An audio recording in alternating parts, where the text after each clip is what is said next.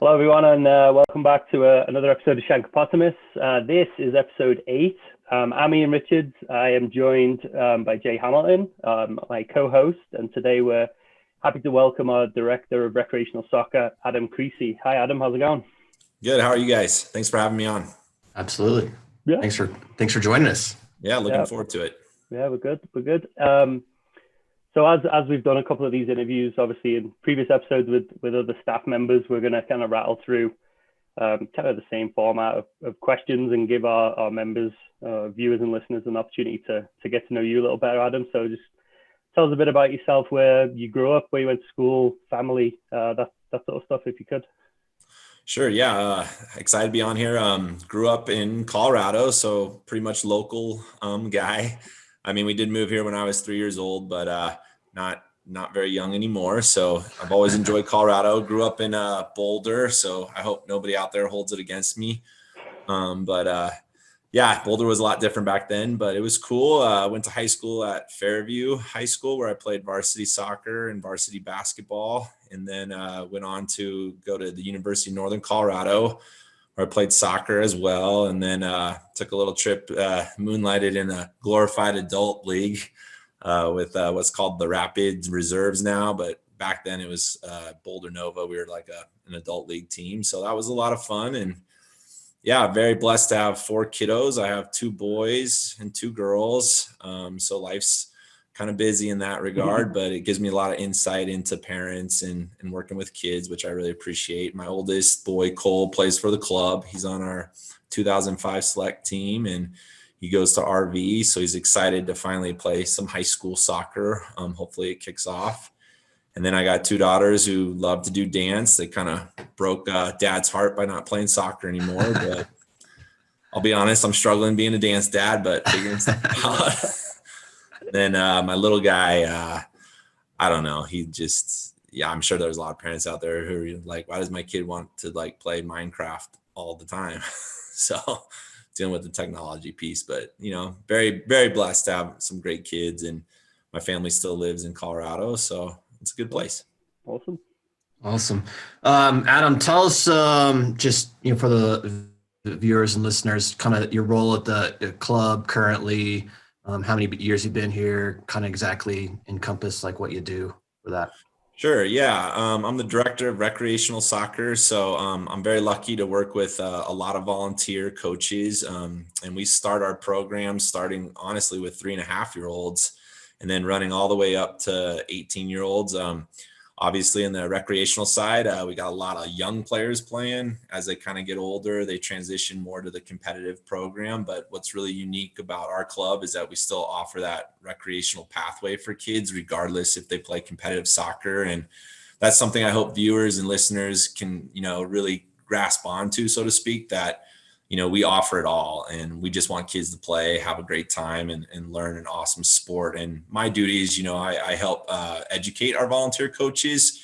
We have a lot of awesome coaches who have played the game, but we also have a lot of parents who, they just want to coach because we need a coach and they love their kiddo. And so my job is to really help them, kind of guide them on, are you doing the right things and for the right age groups, and to hopefully continue to grow the program from the grassroots level as Arvada continues to expand. We just hope more and more kids will take up the sport of soccer. And I'm lucky enough to work with Ian and to work with Coach Dave as well. And they're a big help to me on the recreational side of the program, as we kind of have a couple different programs within that. So those are kind of some of my roles, and I love it. We have a great community here in Arvada. Yeah. Like you say, it's growing as well, right? So it's things can only get better for our recreational players. But if you would, tell us about your own youth career, the clubs and teams you played for, and any sort of memories you have as a player in the area. Yeah, sure. Well, I grew up in a soccer family. My dad was a big influence on me. He was an assistant coach at the University of California, Los Angeles. So UCLA, he coached at the collegiate level, and that was back in the days when, like, guys had really, really short shorts and like big afros and stuff. So he always describes to me, like in terms of him as a player, like it was so much different back in the 50s and 60s. But he was a huge impact on my life. So I just kind of grew up always playing soccer and being in the backyard with my dad. Those were some of my fondest memories, just being in the yard, kicking the ball around. And growing up in Boulder, I played for Boulder junior soccer, very grassroots level, where you had those like reversible jerseys that were made out of like polyester and quite. Did they weigh a ton when it rained? Yeah. Totally. Yeah. And, I was like any kid. I loved the oranges at halftime and the snacks after the game. And from there, I started playing my competitive soccer career at FC Boulder. And that was fun. And actually, I moonlighted for a couple of years down at the Arvada Eagles, which was good as well. It was an interesting drive because I would always come down Indiana and there was nothing out there except Rocky Flats. And now it's just full of homes, and I live in the area. So played for the Eagles, came back, played for FC Boulder, and finished out my high school career there. Played at Fairview High School. I had a lot of fond memories. I think the one thing that most of our players would say is I still am friends with tons of guys that I played soccer with. And I had the opportunity to travel, which was cool, not only around the U.S. for soccer, but we took a trip to Holland and we played in the Netherlands. So that was really cool to just, go to a foreign country with my buddies and see soccer on like a whole nother level, so to speak. And yeah, from there, went to college and played at the University of Northern Colorado. It's interesting. I talk to players, and I think you guys would say the same thing. Like I always played a certain position in high school. I was an outside midfielder, and then all of a sudden I get to college and I'm like a center back. And it's just, I just want players to know, like, you're not, just because you played somewhere doesn't mean you're always going to play that position. So, and then, played for the Rapid Reserves there for a year. And that was great. It was eye opening, just playing against really good players time in and time out and realizing, at some point you're maybe not good enough to take it to that next level, but here I am, a director of recreational soccer, and I'm still within the sport that's given me so much. So I would just say to any family out there, like, regardless of what level of soccer you play at, like the friendships you make, just the excitement of being out on the pitch on a Saturday is just so memorable for me. And I'm sure it is for a lot of kids, and I'm sure for you guys as well. Yeah, that goes a long way for sure. Two-parter for you here. Give us a best memory as a player that you recall, and then one as a coach or director, if it goes that direction. Yeah, probably my best memory as a player. I have some bad months scoring on my own goal. But my best memory, we were playing BYU, and it was a tight game, and luckily I got a ball through. And it's one of those times as a player when you just smack a ball like perfect. And when it came off my foot, I knew in that instant, like, it was going to go in the goal, but it had a nice little bend to it. It was the winning goal. Your teammates are just jumping all over you. Yeah. You can't replicate those type of moments. So that was definitely as a player. As a coach, I have so many highlights as a coach, but probably the one that still sticks out the most to me, it's a funny story. I was coaching a group of U10 boys, and we were playing in the Stinger tournament. I'd split my team into two teams, and at that level, I wanted to balance out the team so it was very equal, so parents weren't upset or anything like that. And luckily, both my teams happened to make it to the final. And my son, who I was coaching at the time, I didn't want to coach his team in the final because I didn't want any parents to be like, oh, well, he's going to, of course, coach his son's group. Yep. Well, my son, it was tied up 1-1, and my son scored the winning goal against the team I was coaching. And he scored with his left foot, which he's not good at. So even though we lost, like the team I was actually coaching, that was probably my best coaching moment, was to see my own son score the winning goal against me. And little bit of bittersweet there for you. Yeah. Yeah, but I'll never forget that moment of him and the smile on his face and running off the field going, "We just beat you, Dad. I used my left foot. How about that?" And That's going, awesome. "Yeah, man, I loved it." Yeah, that's awesome. That's something that he's gonna remember, right? Probably for Yeah. the rest of his Yeah. life. Like, Yeah, he still talks about it. yeah, it makes me think of something similar. I remember scoring a winning goal, and my dad was the coach, and like jumping into his arms, like running off was pretty special. Not against him, like for him, but still, like 20 plus years later, I can still remember that, which is I'm sure Cole will remember as well, right? Oh, Yeah. for sure, for sure. All right, we'll move it on to random fun fact or facts if you've got multiple about you, mate. Have you got anything quirky or unique or anything? I Anything don't know. like I'm that? almost, yeah. I don't even know if I want to say it, but I love to bake. I like to cook and bake.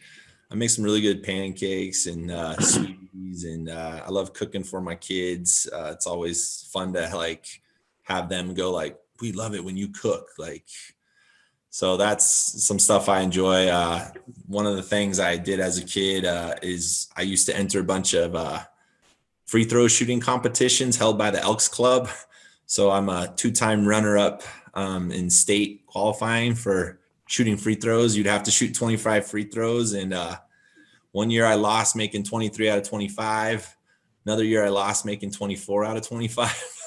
So, but I spent a lot of hours in the gym at a young age just shooting free throws with my dad and my mom. And God bless them, like just to sit there and shag a ball and pass it back for hours on end. I was lucky there. Cool. So do you have the Great British Bake Off on Netflix? I've seen Ready- it. ready to go. My kids like it. Sometimes it's nice to see those shows because it makes me feel not so bad. Like, oh man. Right. Yeah. And then other times I'm like, that's like well beyond. Yeah, That's it's a funny. cool show. I like watching that show. Yeah. Gives you like something to inspire in, right? I mean, maybe someday you could be Yeah. at that Or level. like you say, Adam, it makes you, when it goes wrong, you're like, oh, I guess I'm not that bad. Yeah, whatever. Everybody needs a fallback. Yeah. Adam, tell us some sports teams you follow, some of your favorite stuff in any sport. Sure. Yeah. I mean, I'm a sports guy, sports nut, love sports. It's always interesting, as you guys know, in our office, there's a nice little banter back and forth, but I'll throw it out there. Yeah, I'm a Liverpool fan, and we've had a couple really nice years. It's been a bit of a struggle of late. It's been pretty frustrating, to be honest, but love them through and through. I became a Liverpool fan when I was lucky enough to take 7 kids over to Liverpool to train. And they had a blast, and I didn't really know like English soccer very well at that time. And I just remember being at that training and in Liverpool, and it was kind of like, well, I might as well pick a team, and this seems like a good reason to pick this team. And I was back when like Michael Owen was playing and some other. I bought a Risa jersey because I was like, who's this guy? Like, he just had a cannon of a left foot. Yeah. I was like, I'm gonna buy this guy's jersey. So yeah, Liverpool guy, Broncos through and through, Nuggets, all the Denver sports teams, but grew up as a kid really enjoying the Lakers because my favorite basketball player was Magic Johnson. So and I love basketball as well. So it helps being 6'4". Basketball is kind of a thing. Yeah, you got an advantage a little bit. Yeah, I'm standing there at 5'8". Yeah, on my tiptoes. So me and Ian are on the end of the bench just watching you play. Right. we could be the wall. I'm sure you guys can shoot the rock. So yeah. I'll take a ring sitting on the end of the bench. I don't care. Right. Who wouldn't? Yeah. I guess that kind of leads me into my next question over favorite athlete, which you might have just answered. But again, if you've got, I don't know, as a kid, maybe role models in multiple sports or just someone who stands above it all, let us know. Let us know who that individual might be. Growing up, definitely my dad was a huge, I was so amazed by what my dad could do. Magic Johnson was a big influence. I just, being his height, his size, and being able to move on the court that gracefully. And I always, for whatever reason in sports, I tend to gravitate towards players who are pretty unselfish with the ball, whether that's soccer or basketball, like people who are willing to get the assist, I think the media just, for whatever reason, we love the goal scorers, which we all want, but I think we forget like how hard it is to be one of those guys who has great vision. So like Xavi's like somebody I've loved. And then coaching perspective, like I sort of try to pattern a lot of my coaching off of John Wooden. He's my favorite coach of all time, just such a teacher of the game and really related well to his players. So yeah, I mean, there's just so many to choose from, right? Yeah, exactly. Yeah. Yep. All right. All right. I'm going to this is some random fun questions for you. Sure. Didn't give you any heads up on these. So you're gonna have to just think off the cusp here. Biggest pet peeve? When toilet paper goes the wrong direction. Which direction is that? Which direction? Yeah, which You direction? should be able to pull it down, not up. Okay, So fair when people enough. put it in the wrong direction, it's super annoying. You mean like In my over the house, my top kids would never or actually put the toilet under? paper in the thing anyway. So Yeah, I was gonna say you have kids, so it's probably never on the. It's Yeah. probably never on the I don't holder. know how to do it. It's like Yeah. impossible. Yeah, they just put it on the toilet Just itself, on right? the toilet. So much Yeah, easier. yeah. Favorite TV show? Oh, wow, that's tough. That's really tough. Right now, I've been way into Vikings. Nice. Nice. Favorite movie of all time? Star Wars. Star The Wars. original. The first one, 1977, Star Wars. which was actually what, the fourth one, right? Technically. Right, technically. A New The Hope. fourth. Right. If you could time travel, where would you go? You can go either direction. Either direction. Wow. Yeah. Crazy. Yeah. Oh, man. If I could time travel, where would I go? I'd probably go to the future and do kind of like that Back to the Future, like bring my gambling book of every win and loss. The almanac. Start my own You little get it. Sports almanac. Yeah, I like it. make a few bucks. Last one. We've asked everyone this. When we always say when there's a movie made about you, who's playing you? Oh.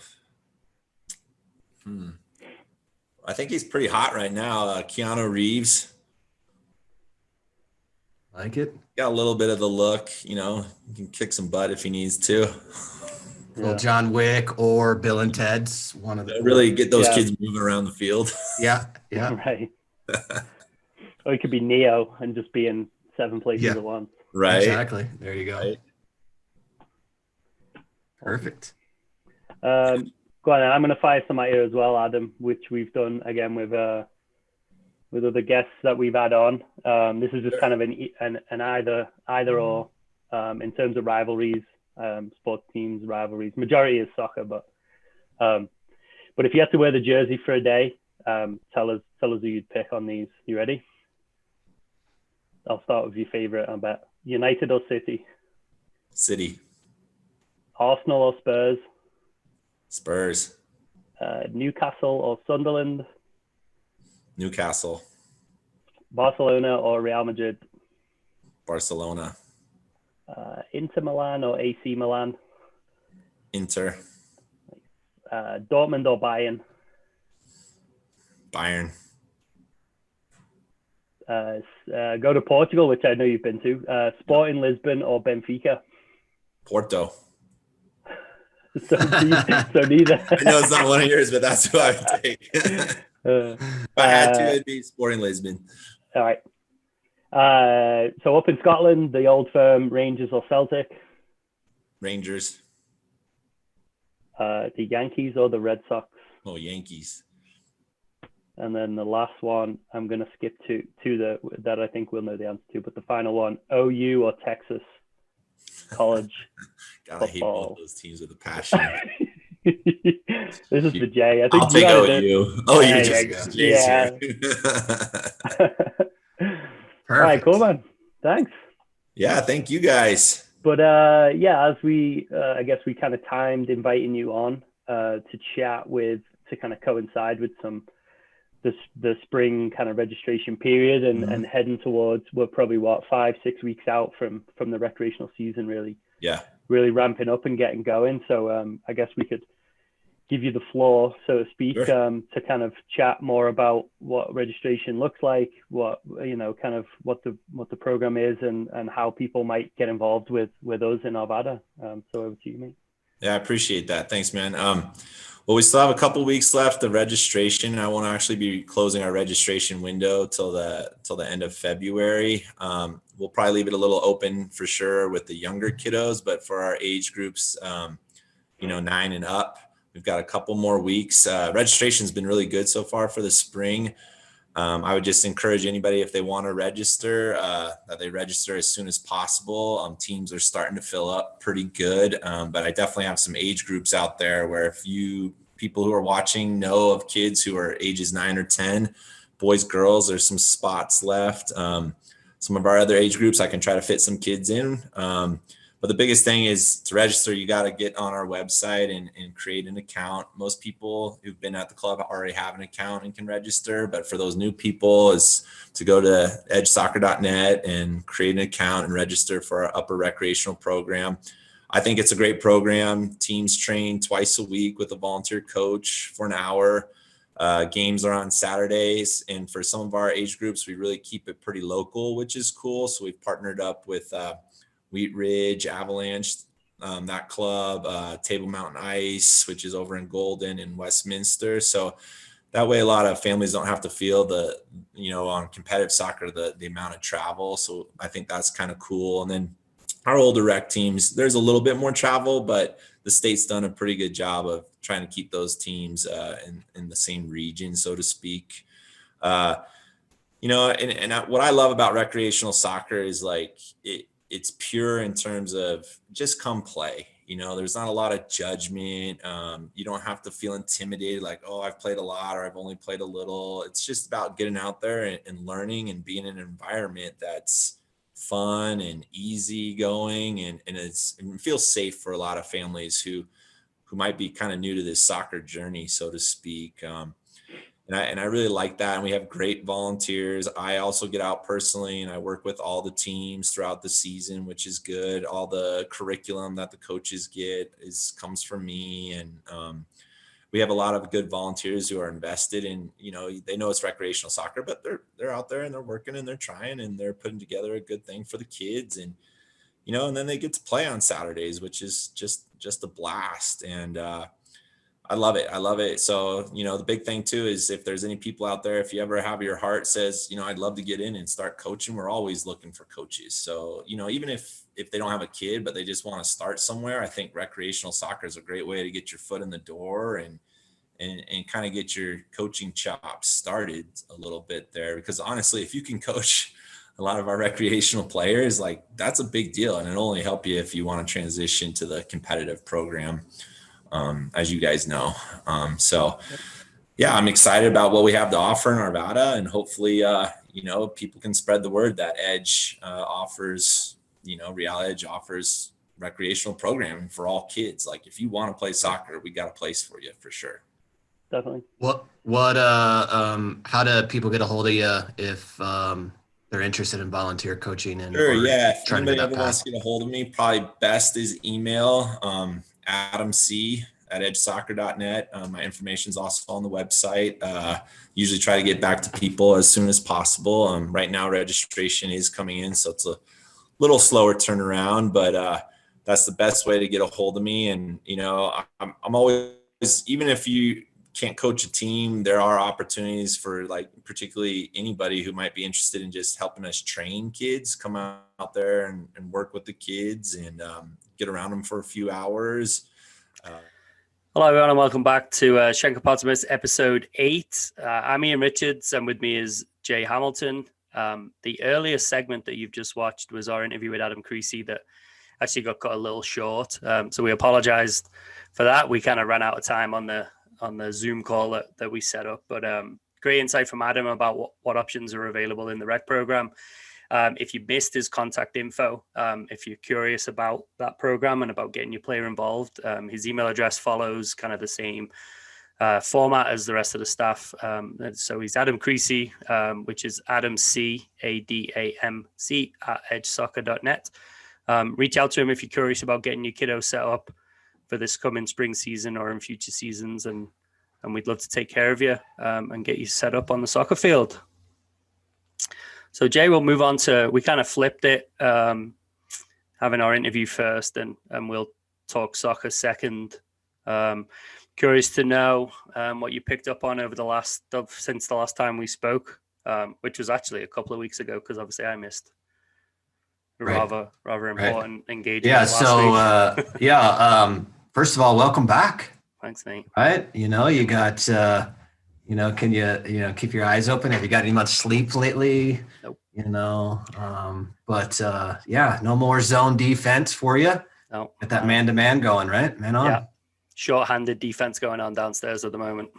Yeah, right. While I talk to you. It's all right. But no, it's good to have you back. Obviously, James filled in for you nicely last week for us. And, we chatted. VAR came up again, and that debacle that they call that, and talked about the league table and stuff like that. So it was a good chat for all of us. And, but yeah, this, can we just go right into it? Champions League started this week, right? Yeah. I think we'll skip the weekend stuff, right? Like I was thinking about this heading into, I was getting together again and chatting, and I was like, this could be like the third episode in a row where we just complain about technology and VAR. I'm like, the people probably have figured out that we don't like it. We probably don't need to talk about it again. And they're probably in the same mindset too, right? Yeah, hopefully. But yeah, here we are with the Champions League.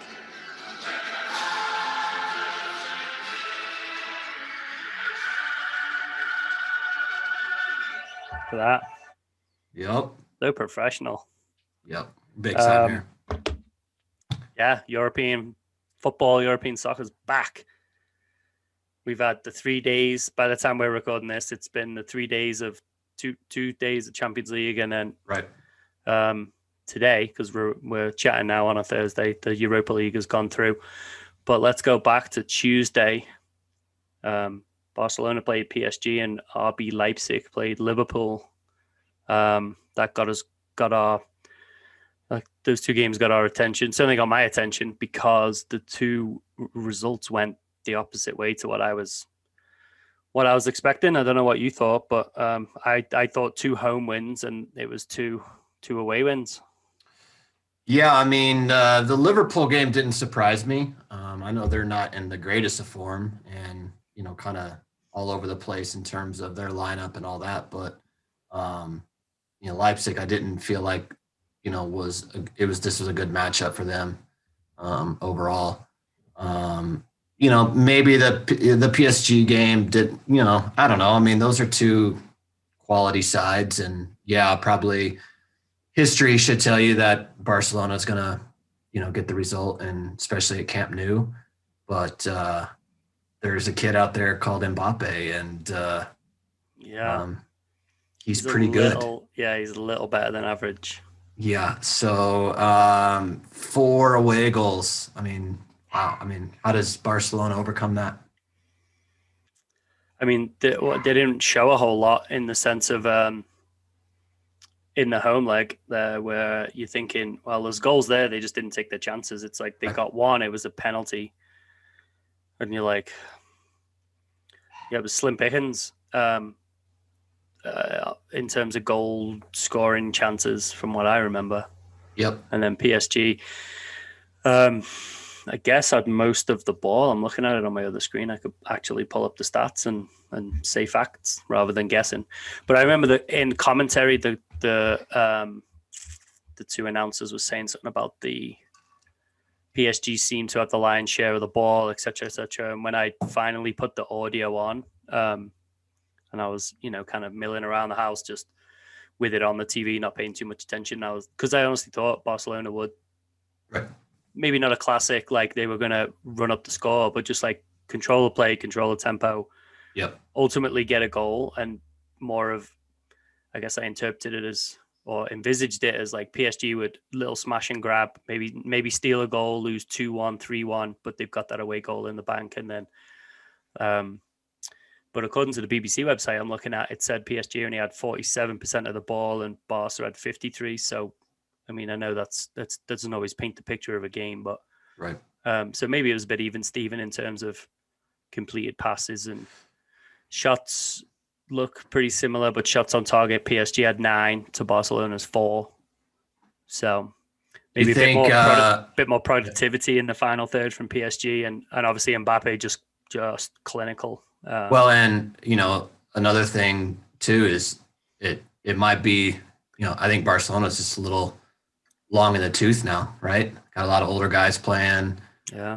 Kind of the back end of their careers, and yeah, we've both watched that clip of PK, right? and PK and Griezmann getting into it a bit, yeah. and it was a typical older guys complaint, right? Like, I mean, I know that I've said it many a times in men's league playing, like, stop kicking the ball away, like let's keep it for a minute and catch our breath. Don't want to run. I'm tired of running, right? Tired of chasing, and so I think that has a lot of it to do with it, and he's spot on. I mean, you're chasing a 22-year-old up and down the field. Of course, you're going to lose that battle. Especially that one. Yeah, right. So that 22-year-old. Keep the ball and make them do other things to beat you. And so, doesn't surprise me that PSG won, but the way they won and the score amount obviously surprises me, because I don't know if Barcelona rebounds from this, and nope. This could be the beginning to the end of what we're been accustomed to with Barcelona, because they're not doing the best in the league either. No, but it almost has that ring of like the Bayern Munich mauling that they had in last season's competition, right? The 8-2 home game. Yep. With the former manager, obviously Ronald Koeman, right, being the manager right now. But it's personnel didn't really change, did it? Who did they pick up in that period? And then there was a big speculation over Messi, stay, go, stick or twist. Like, Koeman had a bit of a pop at him when he first was appointed, right. And it's like there's just maybe it's one of these longer term lulls rather than a cut short and sharp, like manager fired, couple of players out, new blood in. Like, maybe it does just take a few years to right the ship again, kind of almost in like what we know in terms of being fans of Manchester United is it's not an overnight thing necessarily, especially if there's no one there to really swing the axe, right? Like, who's really going to bring the guillotine down on Gerard Piqué's career or Sergio Busquets or those guys whoever, are like legends, right, in the game and at Barcelona. So and then the other tie that night was over in Budapest, because this got moved because the German government prevented Liverpool from entering the country with all the COVID stuff. So UEFA moved the game to Budapest in Hungary. And Liverpool came out 2 away goals, 2-0 winners. I just pulled up the stats in that one, and it looks pretty, again, even Steven. I was paying attention more to the Barca PSG game, so I didn't really watch in any sort of detail this Leipzig and Liverpool matchup. But statistically, I guess 53-47 in possession, Liverpool's favor. Leipzig have more shots, but Liverpool more on target. It's another one where perhaps it was tighter than a 2-0 result, but Liverpool certainly in the ascendancy now with 2 away goals. I've had this thought over probably the last couple of weekends, just because, it's very prominent in the game going on right now. How big of a deal, and you would know this, more than anyone. I mean, granted, I can relate to, an NFL type environment and stuff like that in terms of having fans in the stands. And I probably know what your thought is, but how big of an issue is it not having those fans in your stadium, on those tough nights, them backing you, supporting you, trying to push you and will you to those results or whatever it may be. And then in this case, right, I mean, with the English countries not allowed to enter certain countries and stuff like that, now you're asking like RB Leipzig that it's their home match, and now they're playing in Budapest, and they're having to travel as well. So, that mindset piece for them in those situations. Yeah, the fans just in general is in European competition anyway is huge because there's a real reduced presence of visiting supporters. In normal times. You get far less as a percentage of the overall capacity compared to domestic leagues, the Premier League and whatever. I don't know the percentage offhand, but I know at Old Trafford, for example, they can make the visiting section at Old Trafford like 3,000, 5,000, 7,000, or they can stick them all on the upper deck behind one of the goals, not the Stretford end, the other end, the kind of, as you're watching the game to the right, they can stick 9,000 fans in the upper deck up there. So I know a lot of stadiums are built in that same fashion of being flexible with, of how they can manage the visiting supporters. So the UEFA one usually is like the lower percentage. So even if fans are there, I mean, let's say there's 3,000 visiting fans in Old Trafford. That means there's 72 or 73,000 home fans, that can pretty much almost blow the ball into the goal at one end with the momentum and the excitement that can build. And Anfield's probably the most famous, I would say, for that. Like the Kop almost breathed, suck the ball into the goal. If Liverpool attacked the Kop in the second half. So kind of on that, it'll be interesting knowing that obviously Liverpool go and have the home leg second, have the advantage, but now don't have their 45,000, 55,000 now because they've just redeveloped a little. But yeah, they don't have that, which could inspire Leipzig, right? Of it just happened to us, so why can't we go do it to them? Right. There's no home field advantage anymore, right? I mean, in these situations, and that brings us that, I guess the part B of what you said was both teams traveling to Hungary, to go play a game. It's part of your daily routine as a high level, elite level athlete, especially when you think you're at home, is get up, have breakfast in your own place, see to your kids if you have them, your wife, your partner, whatever. Make your way to the team hotel, because usually a lot of teams, even when they play at home, they meet at a hotel. They don't drive into the stadium, or they meet at the training ground and they take the bus. They get a bus as a unit in. But all of those kind of daily, you in your home base, you in your home routine. If you drive to the training ground, that's something you do 6 days a week anyway. You in that, the psychology of it is, we're at home, I'm relaxed, I know what this is, I know my routine, it's familiar. And so for that to be taken away from Leipzig, to then have the tag of the home team in terms of the away goals rule, but they've had to leave the country, jump on a flight, and effectively prepare for the game like an away team. But then I'm sure Nagelsmann's in the locker room going, we're the home team, we dictate play. You try, then it's like double jeopardy or reverse psychology or something of trying to convince your players that you are the home team, and you're looking around the stadium like, I don't know this place. But it's really in the prep. It's in that, what did it look like for Leipzig leading into the game versus all the players leaving their apartments and houses in Germany, driving to their training facility, getting a lunch, having lunch together, jumping on the bus, driving to the stadium, that they do every other home game. I'm sure had an impact on them. So yeah, these games that are taking place in these neutral venues it's a little rough on the teams. There's almost punishment because of the German government's policy. They've almost punished their own team. I mean, and punished is a harsh word because it's all about safety and the coronavirus. Well, I don't want to make the team. I'm taking that lightly, but given that Leipzig have now lost the game, you're like, we were on the you just see especially in the Premier League, because that's what we've been focusing on the most, right? These home places, Old Trafford, Anfield, those places, those are fortresses, right? People hate going in and playing in those places, and you wonder if, right now, United is great on the road and not so great at home, and having those fans and not having those fans in those situations, does that flip in those situations? Yeah. And your home record is obviously better than your away record, but wasn't it the German league was the one that got up and running first, right? Yep. After everything a year ago. Yep.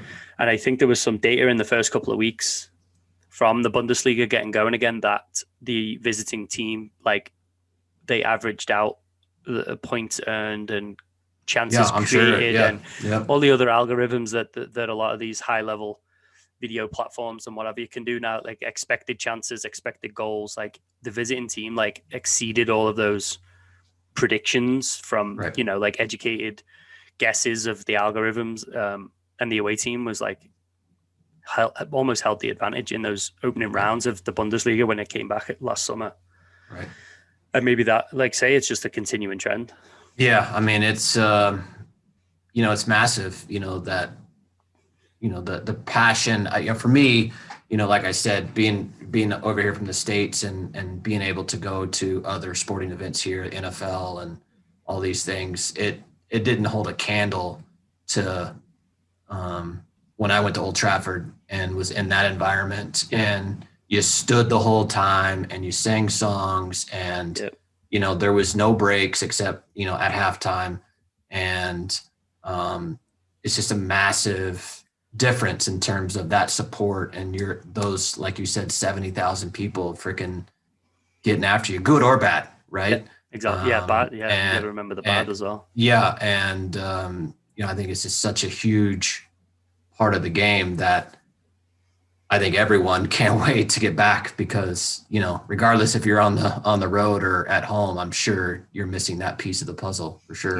Even as a player, right? I mean, I get it. Like going to Old Trafford and Anfield and those type of places without any fans as the away team you're probably like, this is great, but there's probably a part of you too that misses that piece, especially when you got these kids that are coming in that are getting the debuts and maybe scoring goals and something like that, and missing out on that reaction from those spectators is right. Yeah, it's huge.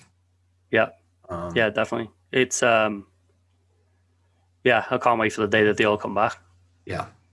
Even a 50%. Right. Yeah. Even whatever. Something. That's something, right? These stadiums are big enough that there's an atmosphere generated by. Well, even the small amount we got right before England went back on lockdown, right? Yeah. I mean, what was Anfield at, like 9,000, 7,000, something like that? No, 2. It was like 2. It wasn't a percentage of the capacity. Okay. It was a physical, like. Yeah. Okay. But the different tiers was like I remember 2,000, and the best tier available was 4,000, and no one was ever in 4,000. Yeah, and I remember watching those games on TV in particular, and it sounded like there was 20,000 people in there, right? And it was just a small amount of people. So just anything would be great at this point. Yeah, something over nothing for sure. Yeah. But European footy continued. Wednesday, Porto took the advantage as the home team. Seems that we've just been talking about home field advantage. Right. They actually, of the 4 Champions League games that took place Tuesday, Wednesday, they were the only home team to win. 2-1 against Juventus, and Juventus actually's 1 goal came late. They were the last team to score, so it was 82nd minute, and Porto scored their second goal 46th. So basically the whole second half was 2-0. Porto scored, I think, a minute into the first half and then 19 seconds into the second half. So, we tell our teams and as coaches and tell them the first 5 minutes and the last 5 minutes of each half are always so crucial, right? And, spot on from Porto in those situations there. Mm-hmm. But for me, Juve getting that goal late, I think is huge. Yeah. Obviously, because those away goals, as you know, carry a lot of weight. So definitely, and that I think going in 2-0, right, it would have been a whole lot tougher than now. It's 2-1 with an away goal. Yeah, that's what I was going to say. The impact that'll have on Porto to concede late, give Juventus not even a glimmer of hope. It's only 2-1. I mean, there's glimmers of hope as when the 3 and 4 up, and you let in an away goal, and you're like, you get a bit twitchy even with a 2-3 goal lead. So for it to turn around and be 2-1, It's almost there was like an old school train of thought of like when you were the away team in Europe of like all your job was just score a goal. Yeah, just score a Like goal, if you right? can nick a goal and it's 3-1, Yep. all right, we'll deal with it. We just have to win 2-0. Yep. So and 2-1 is, I think if you're going to lose a game away in Europe, losing 2-1 is the ideal score. Right. As backwards as it is to be like, Yeah. it would be ideal to lose. Yeah, because now you just got to score a goal and have a clean Hold- sheet yeah, and hold on. you're good. And Yeah. 2-1's better than 1-0 loss because you've got that away goal Right. in your pocket. Right. Yep. So yeah, and then the fourth one to kind of complete those 4 ties. Sevilla hosted Borussia Dortmund, and Mr. Haaland went to town on Yeah, Sevilla's Sevilla's not backline. used to being in this spot, right? They're usually Europa, and going to the finals and Yeah, all that stuff there. So unusual territory for them. But yeah, Haaland was he was inspired by Mbappe, he said, after Yeah. scoring the hat trick the day before. yeah, So got to himself. the guy scores goals. I guess that's what he's paid to do, right? So Yeah, does his job quite well.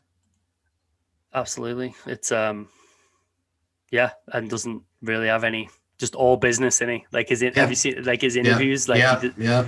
I know he's young and all that, so he's got a bit of media training, I'm sure, Yeah. to do and mature into his presence in front of the camera. But he's just like, yeah, I just put the ball in the net. Like, Yeah, I kick ball, I score goals. right? Any more questions? No. Yeah. Oh, Yeah. tell us how you feel about the way Yeah. the team played. Oh, I don't really care. I just put the ball in the Yeah. goal. Like I just they kick just the get it ball to me and and put it in the Score the net. goals. Yeah. So yeah, back to it's been a while for a young, out and out goal scorer in 9. Right? We were almost like guilty as even with ourselves, right? It's all about like get on the ball, enjoy the ball, and Right. do the moves and complete the Yeah. passes and receive on the correct foot and Right. do this and do that. And so there's been articles over the past 5 or 10 years on it over this side in the US over like we're taking that almost obviously unintentionally, but there's little cases of we're all over players, right? Like we're all over trying to like help them and create something, and it's like why Right. not just let them rage? Like why not Yeah. just let them go Yep. and refine that raw talent? And that's certainly what is in the case of Haaland, right? It's Yeah. and it makes me think of there's a player in the club right now who I won't name or give the age group or even the gender away, but has played in my program and is obviously on the way up through the competitive ranks. And there's a lot of there's a love of the game and there's a lot of raw ability and raw talent. And it's like, how can you help that player Right. without beating it out of him, right? Like it's the balancing act of many other players need a lot more structure and a lot more like receive like this because I told you to, or Right. make this run because that drags the defender, and you kind of map it out. And there's a lot those players maybe need to see something or feel something, and then there's like say I'll text you who this player is, and you may have already figured it out, but Right. but there's a player now that almost looks at you in training and is like, just give me the ball. Yeah. And you're like, like Right. I'm coaching all the other kids, but but sometimes you gotta let those players go, right? And as long as there's no behavior issues or Right, attitude yeah. problems with that, like Yeah, because the yeah. arrogance can breed from that and maybe complacency, but Haaland's in that mold, right? Like that's he's like that. He's just an out and out. Well, it's one of those things Can that sniff the if goal. they're, with any player at any level, right, they're doing what they're supposed to be doing in terms of their role and their position and all that stuff, right? You tend to just take a step back and say, all right, go do your thing, right? I'm not going to overcoach you, right? Yeah. Until it needs to be, you need to step in and maybe refine something like you said, but Yeah. they feel go like those smash the ball players- in the back of the net all Exactly. the time. It's like, okay, cool. See ya. Yeah. Those types of players, there's probably more game day refinement than practice habits.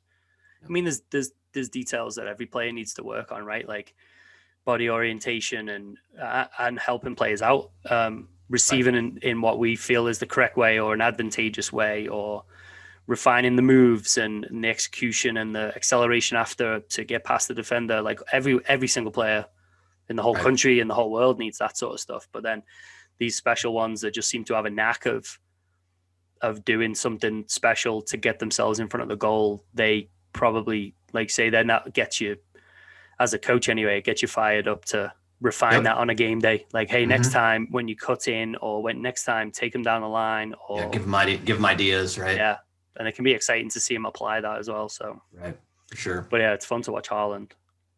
Yeah, he's I wonder what he's like in practice now that we've just kind of compared, like, the a youth player of raw talent. It's like this guy's at the top of the game in Europe. I wonder what he is like on the training field. Like I would assume. I don't even know who the Dortmund coach is, if they've hired a new coach. But like, what does that training environment look like for a player like that? What does a training environment look like for Mbappe? Right. Makes you wonder. I'd love to just get on a webcam and watch PSG train and be like, I wonder, like.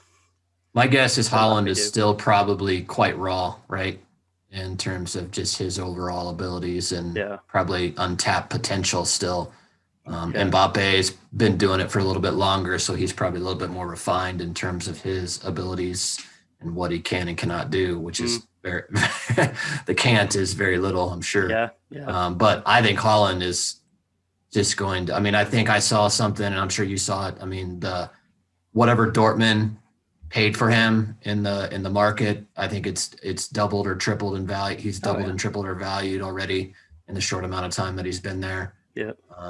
And so, I think that for him, it's going to be sky's the limit in terms of what that looks like and ultimately where he ends up, right? Because, even though Dortmund is a big name in the German league, it's not, necessarily the go-to German team. Bayern, I think, has that piece. And look what Lewandowski's done it, right? And there's many others, Mats Hummels and plenty others. It's like Dortmund's a stepping stone. Yeah, or do you go do a different league and La Liga or Premier League or something like that and play with one of the big guns there. So it'll be interesting to see over the next few years what that looks like for him. Yeah, definitely. Definitely. A lot of young players on display today here as we record Thursday, Europa League. 16 games in the round of 32 that took place today. It's a segment that CBS were doing on young, exciting talent, and they were rattling through some names that I'd never heard of. And then there's a lot of score lines here that are like, oh, there was some exciting games, so there must have been some good attacking play. It's like a coaching academy, right? A lot of 4-3 games. Yeah. It's a 4-2 game. Yeah. Scoring goals. Yeah. So it's all about 4-3, 3-3. There's another 4-3, 4-1, 4-0, 4-2, 3-2. Leicester had the boring game of the day with the 0-0 draw. Brendan Rodgers. I know, it's a beautiful human being. Any of the games outside of our bias, any of the games catch your obviously eye? that's number one, right? Man United, 4 away goals.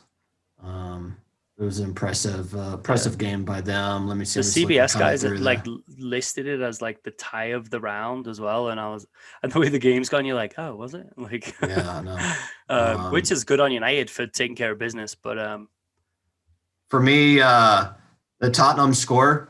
I mean, I know opponent-wise, it probably wasn't the toughest for them, but and their style of play, scoring 4 goals, right? Had a Gareth Bale sighting. We did. I know we texted back and forth on that, and similar to our comment a couple of weeks ago when we chatted about Mo Salah and doesn't everybody know that he's left-footed? I think your response was the same to this. Like, don't they know he's going to cut it back to his left foot? Yeah, running in the right channel, right? He's just inside the box, running the right channel. Yeah. And the defender, threw himself to the ground like he was going to whip one across the front of the box, and he just did a nice little studded up with a Cruyff. Yep. Chopped it back to get it on his left foot and just smashed it in the far corner. And you're like, it's Gareth Bale. Like, yep. He's a lefty. So, a nice goal though. I think they listed it as goal of the day. That's still finish it. It was a tight. It was a great goal. Nothing really stood out in terms of. I mean, I think it all kind of. I guess maybe the Grenada Napoli game. Maybe that's a little bit of an upset there. Maybe. Yep. There was a lot of fun games though. I was watching I think you were as well, watching the Golazo show where they kind of just Yeah, pop well, they figured around. out the Man United stream, yeah, because Yeah, they where they missed. pop around, and especially in the second tier games after the United game. But the Mold and the Hoffenheim game was back and forth. I Mhm. mean, that ended 3-3. Rangers Antwerp ended 4-3. So they're always cutting into those games. So that's a fun little channel. If you haven't, if our viewers and listeners haven't checked that Yeah, out, CBS especially if you Sports have and no, CBS Sports Network or yeah, especially if you whatever. have no rooting interest in terms of watching a certain team play or anything like that. It's kind of a cool little It's like a show little that, NFL red zone. yeah, it's really nice. So, but yeah, nothing really. Milan, ACM Milan, maybe. They conceded late. Yeah, and they were playing And, against 10. yeah, Gave and up a so goal right at the that end. was probably a bummer for them. Young boys against Leverkusen. Nearly messed it up though. 3-0 up at half time. Yeah, I know. Leverkusen come back 3-3 and then they win 4-3. So it's again a second game. Yeah. So basically, I think a lot of them played out the way they probably on paper, I guess, should. And it's always the first game's always exciting and all because it's back and right, but I think it always gets better on the second leg, right? And Yep. the things that have to happen and need to happen and how you come out and tactical changes and all Yep. that is always the mind games that Yep. fascinate me more than The that one, first yeah, leg the piece. one that makes me think of that, the turnaround, is Benfica and Arsenal because that was 1-1. Right. I didn't watch it, but I've read an article that said Arsenal probably had the better Yeah, that's what of I the heard as well. chances, should have scored a few more goals. And that's that's a game that doesn't take place in Benfica because Portugal wouldn't let Right. the UK team in. So that took Right. place in Italy as well, in Rome. Yep. So Benfica probably licking their lips now to think we weren't technically at home. We've tied the game, but now they can truly go on the road as a road team to London to play Yep. Arsenal. And Arsenal have scored an away goal, but it's still a tied game. So Benfica know if they get a goal, it eliminates Arsenal's goal and then it's game on. So Yep. that might, I'm thinking of what stands out now, given what the current scoreline is. I think Benfica Arsenal could be a bit of a lip smacker in the second leg, given that Benfica have had to travel for the home game. As a fan, what would you prefer your team, home or away first? Away first.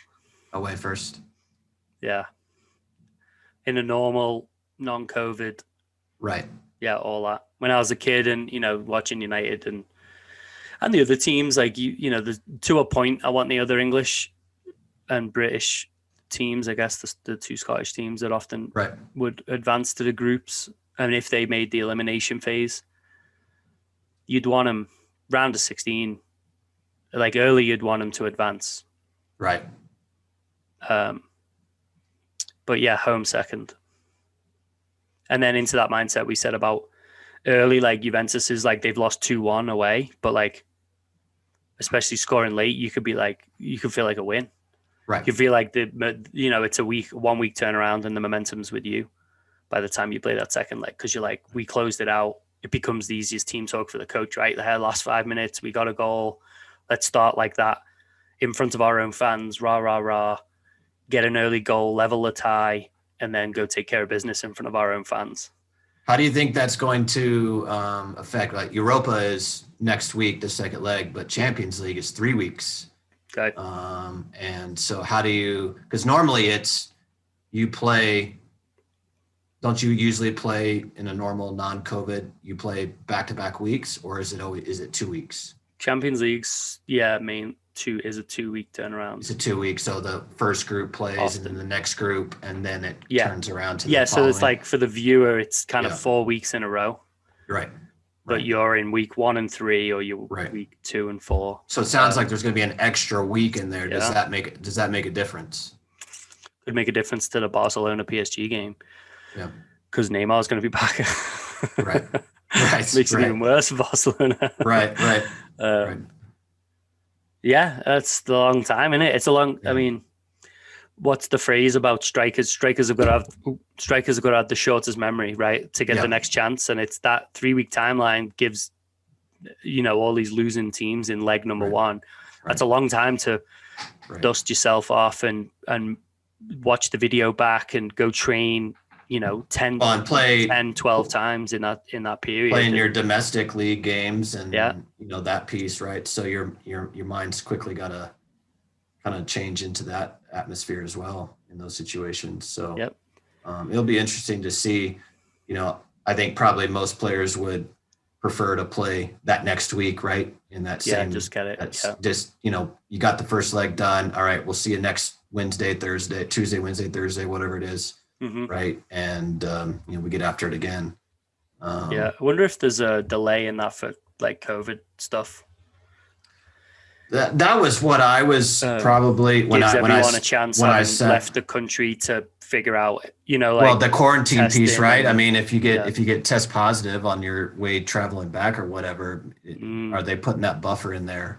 Which makes sense, right? I think that's the right thing to do because barring injury, you want everybody to be on a somewhat even playing field. I mean, injuries you have no control over, and those things happen, but you don't want it to be because of COVID related where they're in quarantine.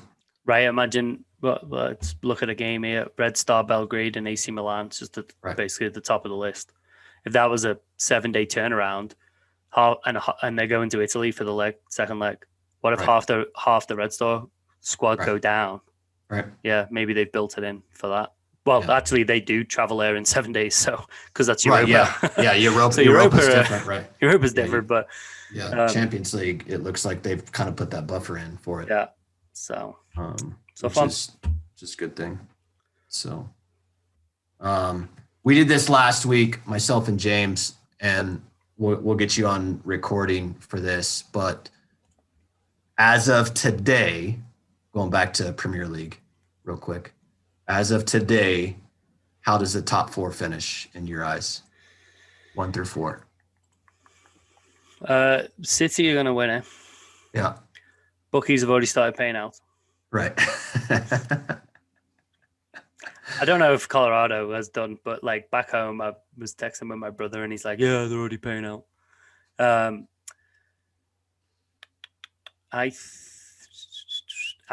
going to go with as is right now, which is City, United, Leicester, Chelsea.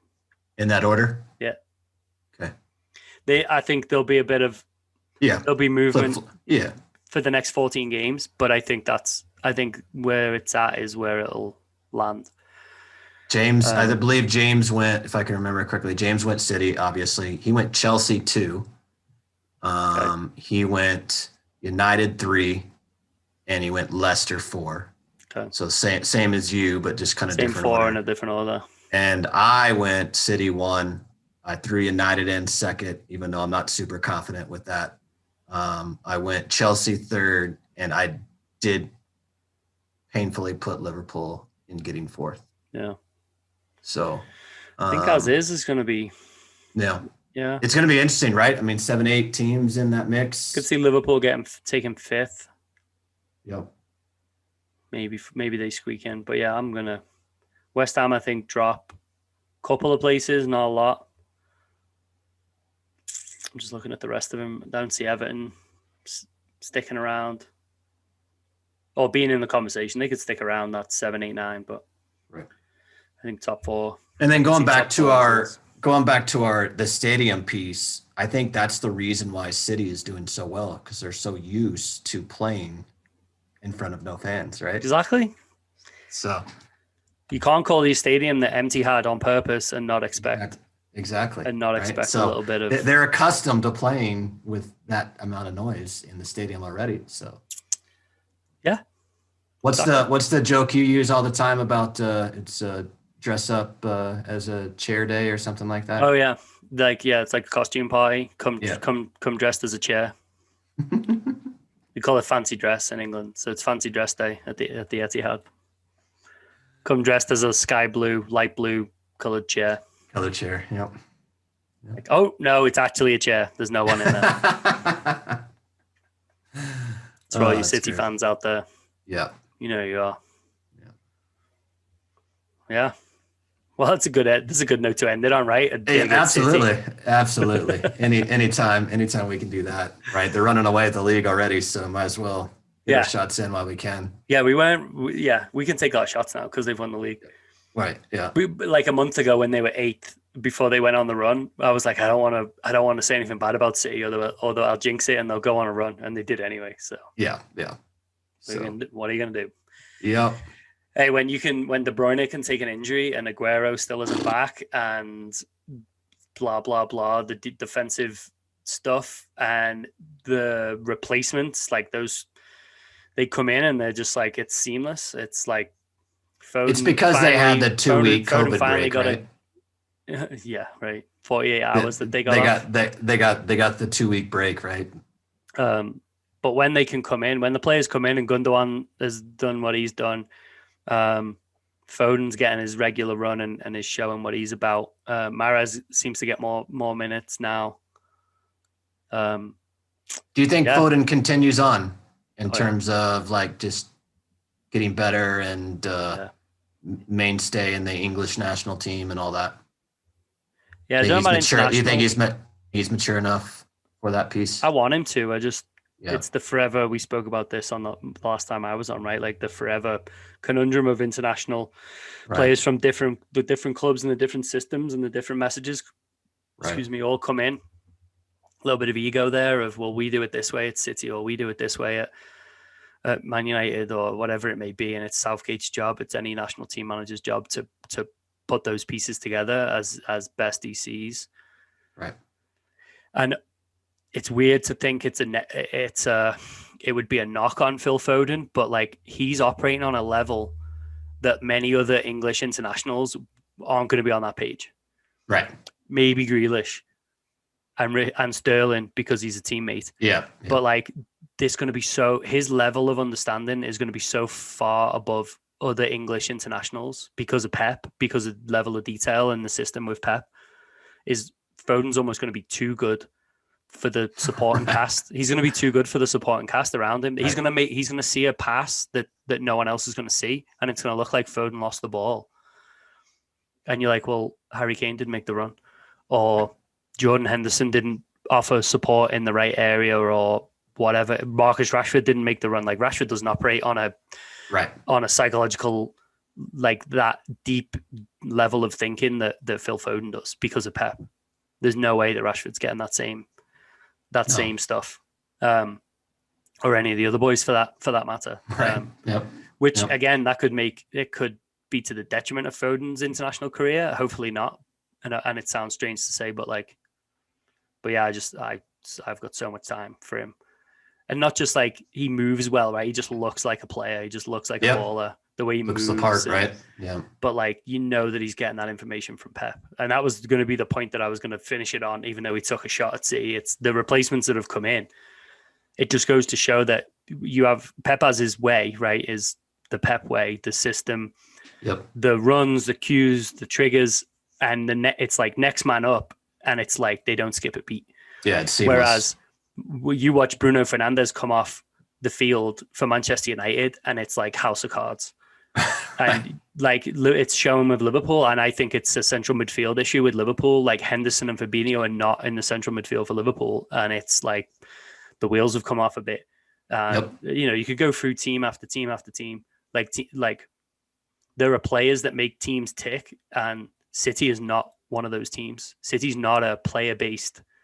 Like it needs De Bruyne, otherwise it falls apart. It really doesn't, and it's shown it's not. No. It's all about the team. It's team first, and it's system first. And I think that just shows that Pep is Pep's the man. Pep's like it just goes to show that it is about the coach. It is about that level of detail in your delivery and in your, what the message that you send to your players. Because City have had all kinds of switches and changes and injuries, and still pretty flawless.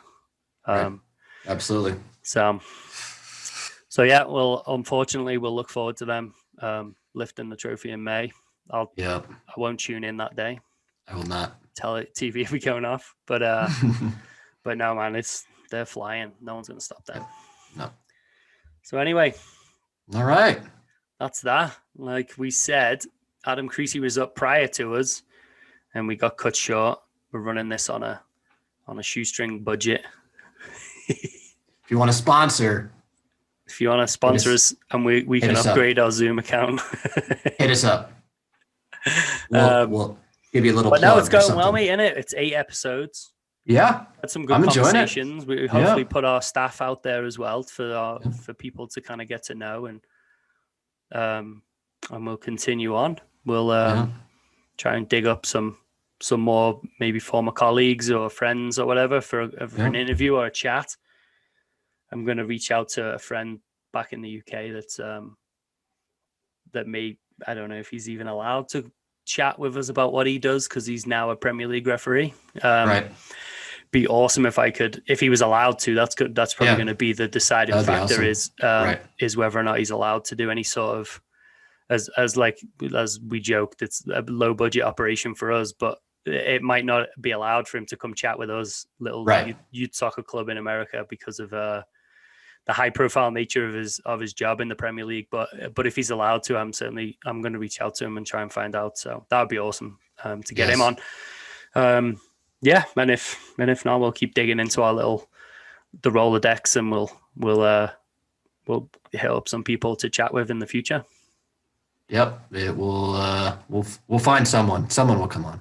Someone will. I mean, we're likable guys, I think, for the most part. Well, you maybe, not me. I don't know about me. Yeah. So anyway, thanks again, everyone. We've been with episode 8 of Shankopotamus. We are on the Real Colorado Edge Soccer Club YouTube channel. I had to think about saying that out loud then. Before I stumble over my words. There's a little Instagram page that we have, which is what is it, Jay? We have RCE Shakeopotamus podcast is one of our Instagrams, and then obviously the club one as well. The club page. Is the RC, is it all one word spelled out, the podcast? Yeah, I think there's an underscore in there somewhere as well, or maybe a couple underscores. Yeah, but, you'll see us. It's us. Me and Jay that way. That way. Yep. Ooh, one of us. Our faces are on there. So look us up. Sometimes we clip out little bits of what we've talked about and make posts about it. We're working on a blooper reel. Yeah, we got some bloopers coming out. Got some bloopers, content coming up. But now it's I'm pleased that the viewership and whatever is going pretty well. We're obviously, there must be people out there that don't mind listening to us. Maybe you don't get through the whole episode, or you skipped through bits and pieces of when we talk about Man United or something. But we really appreciate the support that we've got so far, and like I say, we'll just keep doing it. We enjoy talking about the game, don't we, mate? And hopefully we can give little insights and snippets and even our opinions. And we'll just keep it rolling, mate. Yeah. Yep, we'll do it. Sick. All right. Well, thanks again for tuning in. It's been Shankopotamus, and we'll see you next time. See ya.